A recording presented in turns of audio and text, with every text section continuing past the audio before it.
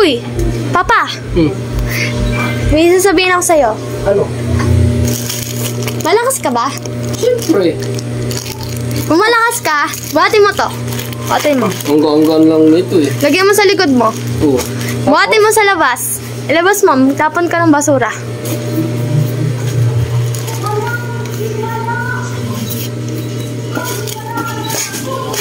Yan. Ano pa? Sige na, pasok ka na. Pasok ka na. Gusto mo ba ng pagkain? Ah, siyempre. Lagi na, upo ka na.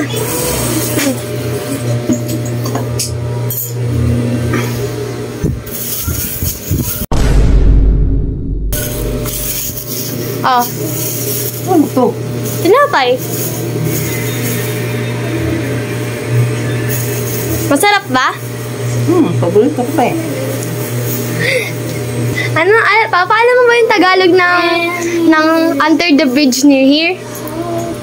Sa ilalim ng tulay malapit dito.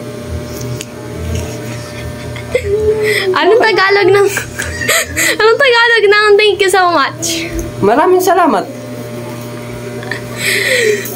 Ano ba yun ang kalat-kalat mo kumain? Oh, ang daming kalat. Tingnan lang eh. Ano naman? Magwalis kang kalat-kalat pakan ko. Dami-dami mong kalat, isa nga lang tinapay mo.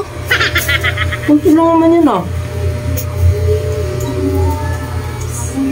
Parang inuutok mo na ako ah. Hindi, anong Tagalog ng thank you so much? Maraming salamat po. Yun, sige na, yun lang. Uy, wala lang. A few moments later. Nung namamblema ako sa mga basura sa aming bahay, kasi nahihirapan akong ilabas lahat, may lalaking pumasok sa loob ng bahay at tinulungan kami. Mukhang gutom siya kaya yinaya ko siya sa loob ng bahay namin. At pinaupo ko siya, pinakain ng tinapay. Mukhang nahihirapan talaga ang lalaki na ito.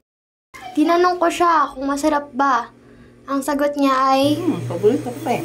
masarap daw. At paborito pa niya. Nakakatuwang nakakatulong ako sa mga kapwa-tao. Tinanong ko siya kung saan siya naninirahan at ang sagot niya Sa ay, ilalim ng tulay malapit dito. talagang naawa ako at buti na lang nagpasya akong pakainin siya. Dito pa nga ay natutuwa siya dahil binigyan ko siya ng pagkain. Maraming salamat. At nagpasalamat siya. Natutuwa nga ako at natulungan ko ang mabait na to. Ngunit napansin ko ang kalat niyang kumain. Ngunit di ko na lang sinabi dahil nakakahiya.